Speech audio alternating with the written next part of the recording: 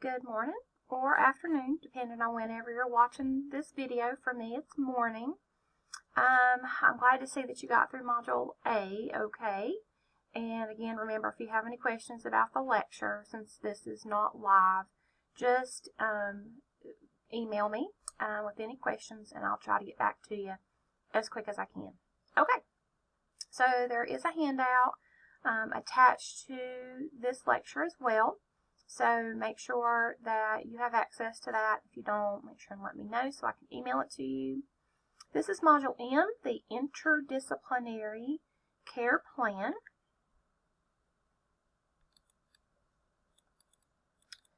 And today's objectives are to define and discuss Maslow's hierarchy of needs in the development of the care plan. If you choose not to print out that handout, don't worry about it. The Maslow's hierarchy is also in your textbook. Also, we're going to define interdisciplinary care plan and discuss its importance. Look at the role of the nurse aide in the care plan. Describe documentation of care by the nurse aide, and describe delegation of tasks. Delegation of tasks is pretty important. This is when the nurse takes responsibilities that would be under his or her job requirements in taking care of the patient or resident, and assigns those to another person on the care team, which that person, it would also be in their scope of practice to do those tasks as well. Okay, so here is the handout that you have. This is Maslow's hierarchy of needs. More than likely, if you've taken any college level classes at all, maybe even high school level, you may have seen Maslow's hierarchy before. It's very widely used in a lot of different disciplines. It's built like a pyramid, of course, and of course on the bottom, since that's on the bottom and it's wider, as it goes on up, it gets more narrow. This gives you the indication that what's on the very bottom is most important. We've got to meet those needs at the bottom before we can meet the needs on the next level, and so on and so forth up the hierarchy.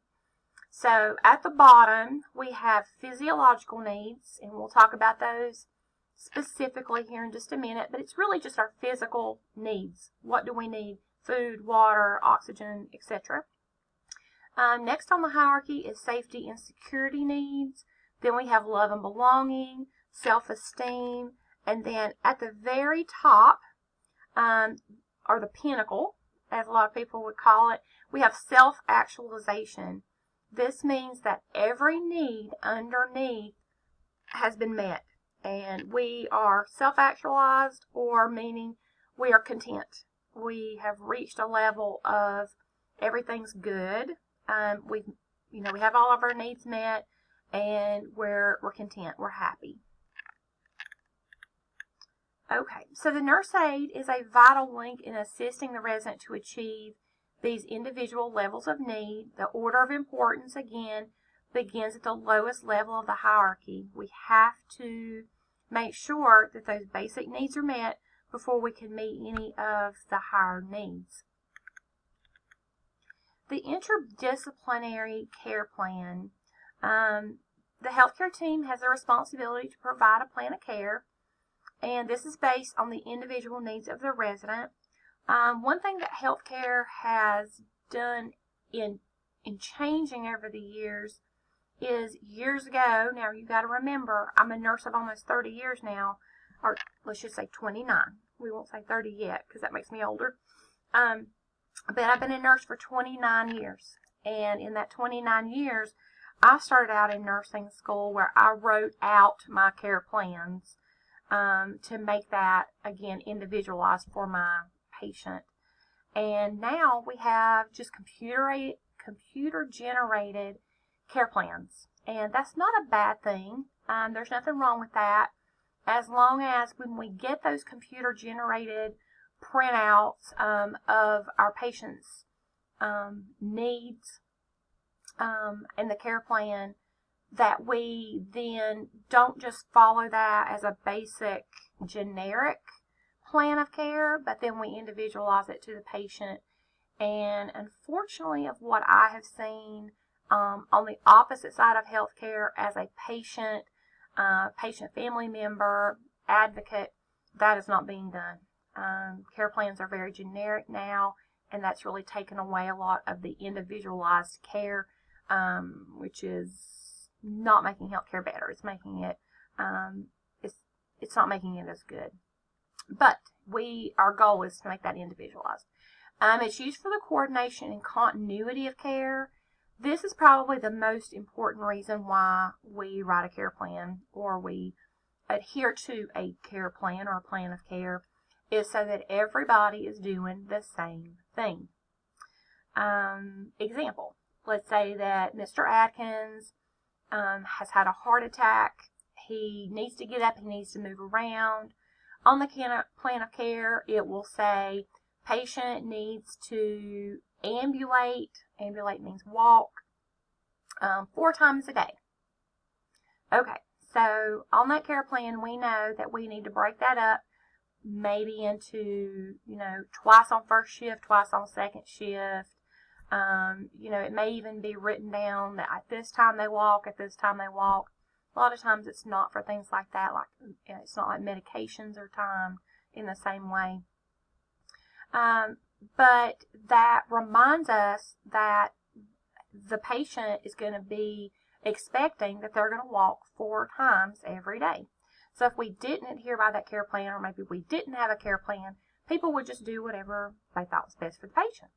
So I might decide, yes, absolutely, this patient needs to get up and they need to walk 4 times a day, because as the nurse, I know that they're going to develop all kinds of problems secondary to their heart attack just from laying around in the bed not getting up. Somebody else might come up, not necessarily the nurse aide, but it could be another nurse that says, "Oh, poor Mr. Adkins, he looks so tired. I'm not gonna get him up and make him walk. I'm just gonna let him rest. He just looks so tired." Or if I was him, I wouldn't want to have to get up and walk. But that's not what's best for the patient. And so by having the care plan, we're all doing the same thing, and it shows consistency, continuity, and gives us our best patient outcome or goal. It's used to support directives given from the doctor and other members of the healthcare team. So remember, on the healthcare team, it's not just the doctor, the nurse aide. We also have medical social work, physical therapy, occupational therapy, speech therapy, dietary. There's a lot of people on that healthcare team that is working to meet the best goals for the patient. And we're taking input from all those different areas and putting that in the care plan. And this is where everybody on the healthcare team can see what the other disciplines have recommended. All right, so the interdisciplinary care plan, it's organized. Again, it's individualized. It has a purpose. It begins on admission. It can change and does change throughout someone's stay, either in the hospital, but especially in a long-term care facility. It guides the healthcare team members on the delivery of care. It's very important for the resident's safety. Again, this is where we can look and see what are their limitations, what is not safe for them to do. Example would be maybe somebody had a hip fracture, and the doctor in physical therapy is saying we do not want them to put any weight on that left leg where they've had that hip fracture. That would be in their care plan. It also determines, again, consistent care for the resident. Care of the resident is constantly changing, requiring reassessments per regulatory agencies. So, just like I just mentioned, we're not going to make that care plan upon admission and just never look at it again. Again, that's happening in healthcare, is that we're not necessarily updating those care plans and reevaluating. And I say that again, not necessarily from the standpoint of the nurse at the bedside, but the family member or the patient looking in on the situation. So implementation and evaluation of the care plan is really what the nurse aide is responsible for.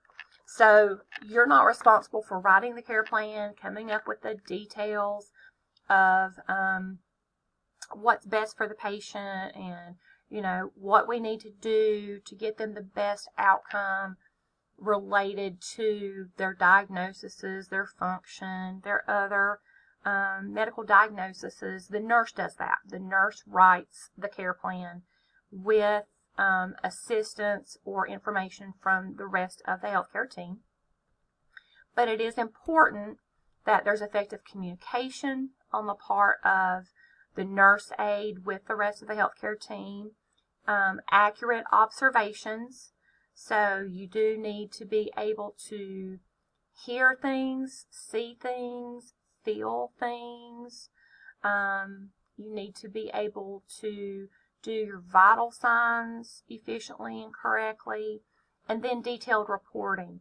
Don't give just generic report to your nurse. You need to be very specific. Don't just go to your nurse and say, for example, Mr. Collins has got a red spot on his butt. Well, that's really nice for me to know as a nurse. At least that gives me the information that I need to go and assess it myself. But it would be more helpful as the nurse if you could say to me, Mr. Collins has got an area on his left upper buttock that's the size of a quarter. And no skin is broken, but I've laid him on his opposite side and told him to stay off that side so you can come in and assess him. I would be super impressed as a nurse if I had a nurse aide come and give me that kind of detailed report. That's what we would like to have. So the role of the nurse aide is to assist the team with collecting information through interactions with the resident. It may not be known to you, but nurse aides really are our first line of defense, our first line of observation with our residents. The nurses don't get to spend as much time with our patients or residents than the nurse aide does. The nurse aide's going to be there doing personal care. They're going to see more of their skin. Unless the nurse is doing an evaluation of a patient's skin, we're not necessarily going in there and looking over every inch of their body. Now, that's not a bad thing to do in your assessment as a nurse, but our assessments need to be a little bit more efficient and a little bit more specified to certain parts of their body systems. And we don't always have the opportunity to investigate or to see things as naturally as a nurse aide would when they're bathing them, dressing them, things like that. Encourage the resident to participate in meeting established goals identified in the care plan. So how does the patient know what their goals are? Well, they come to the care plan meeting and we discuss it with them. If they have the mental ability, they're focused and they're alert enough, they should be participating in these care plan meetings. Their families in long-term care can come in and participate in these care plan meetings, because if the patient doesn't participate in their own care, we're not going to have a very good outcome. It just makes sense that they need to know their goals. So provide care determined to positively impact the well-being of the resident.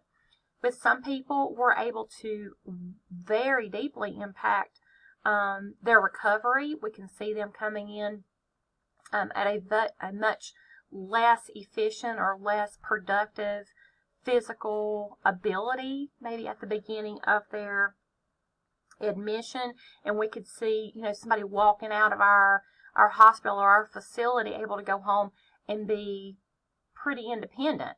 That's wonderful. But we do have a lot of people that we're not going to really see a whole lot of vast improvement in their physical abilities. But we have to remember that keeping someone from further digressing or getting more dependent on another person is also moving forward and being positive in keeping them as independent as they can be. Report observations to help the healthcare team determine if priorities and goals are met. Now, this is very important. Again, at the level of Nurse Aide 1, you're going to be with them the most. You're going to spend the most time with them as any other person on the healthcare team. You're also going to be able to discern small changes, either positive or negative, in their abilities. It is very important that if we've been doing the same thing on the care plan for if it's long-term care, sometimes it's several weeks, and it seems that that particular thing is not positively impacting our patient, then the nurse needs to know that, because the care plan needs to change.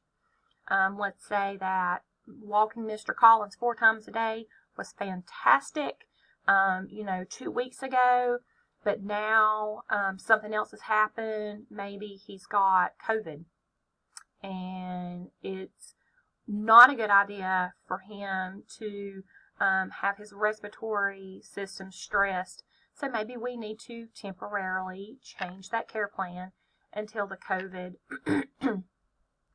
has gotten improved and we can move back to cardiac care instead. Okay, so documentation is not difficult, but it does need to be done properly. Now, documentation varies from facility to facility. So if you're working in a hospital, the documentation is going to be very different than what your documentation is in a long-term care facility, per se.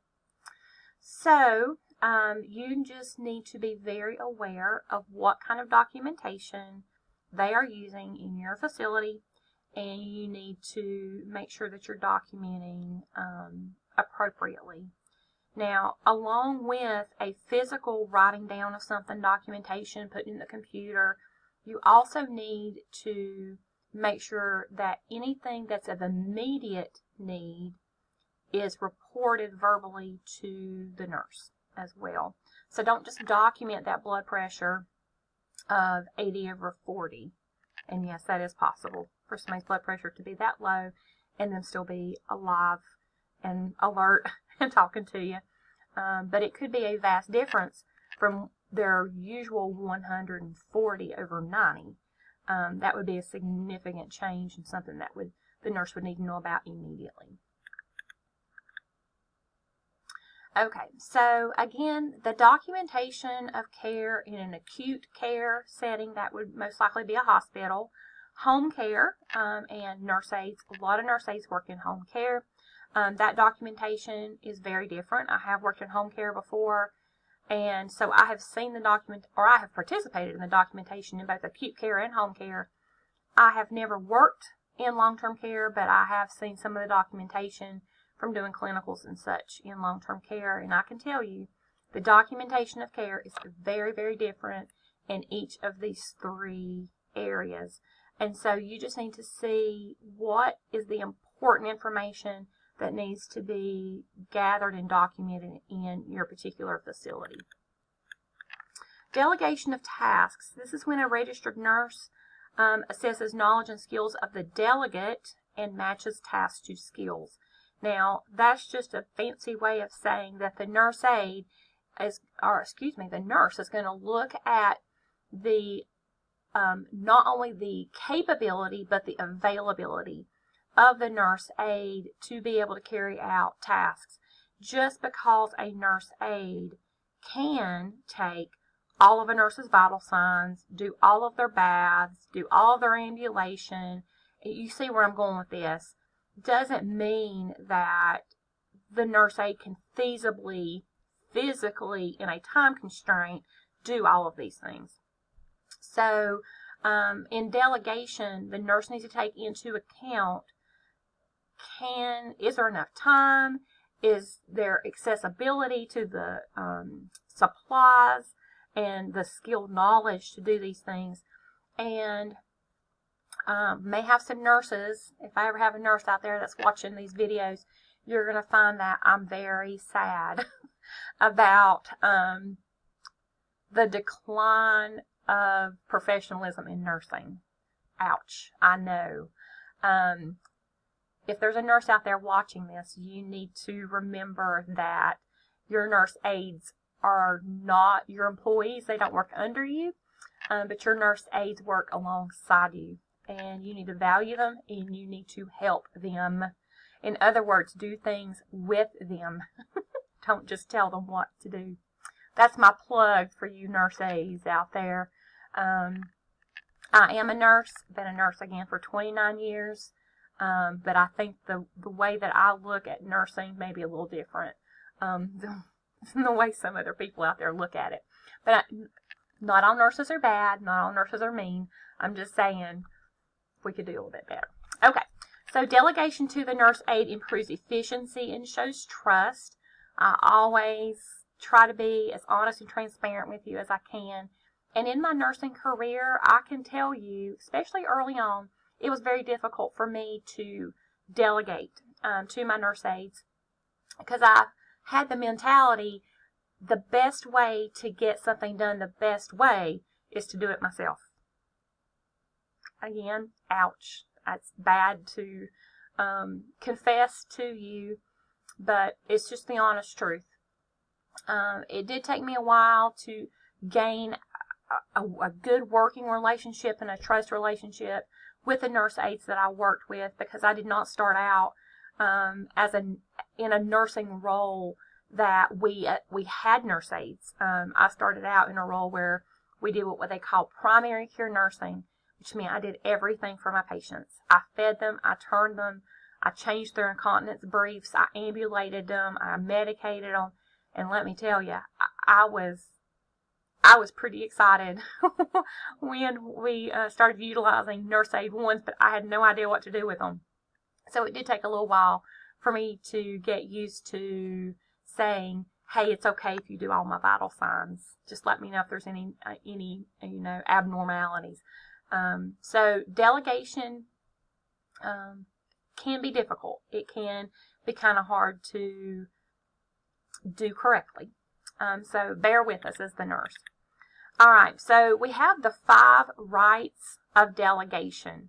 So we have to have the right person, the right task, the right circumstance, the right directions, and the right communication, the right supervision, and the right evaluation.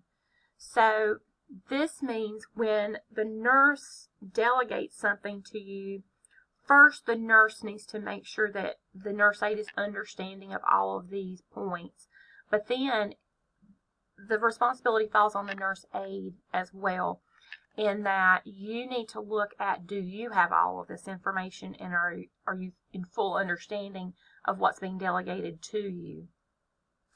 In the last point, right supervision and evaluation, you need, as a nurse aide, to make sure if there is something you don't understand, there's a skill that's being delegated to you that you may need some assistance with the first time you do it, the second time you do it.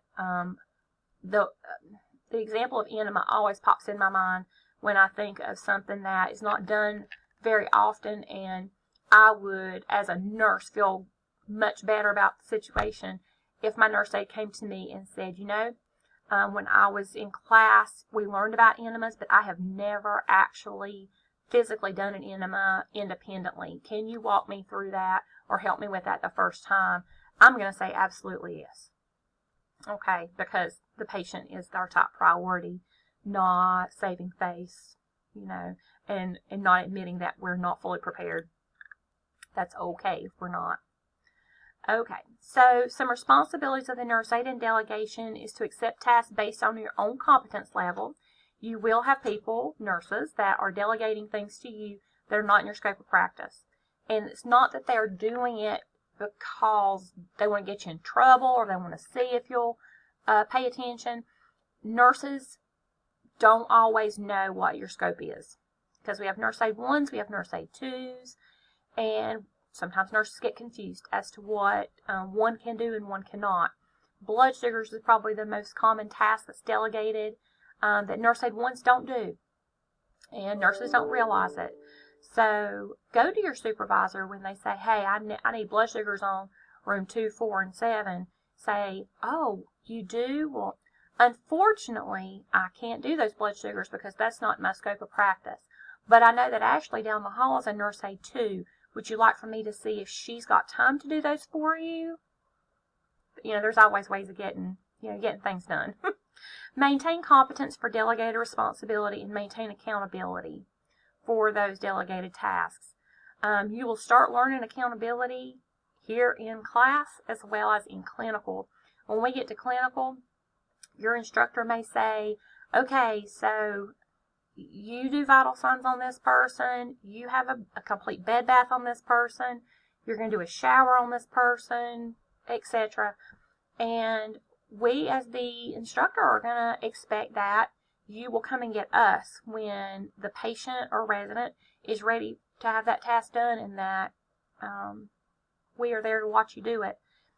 We're not always going to follow up with you and say, hey, about those vital signs, I haven't noticed that you've done that bath yet. Hey, or when are we going to be doing that task? Okay, so that's learning accountability and responsibility. Okay, so the residents' health and well-being are dependent upon the interdisciplinary team. So that means we all have to work together, just like in Module A, and we talked about, an effective versus an ineffective team. It is important that we be able to work together because our ultimate goal is the well-being of our patient or our resident. So we do need to work together. We do need to know what's going on in our other disciplines, so we know any restrictions again that we may have, and it does help when other disciplines know what we've done as well.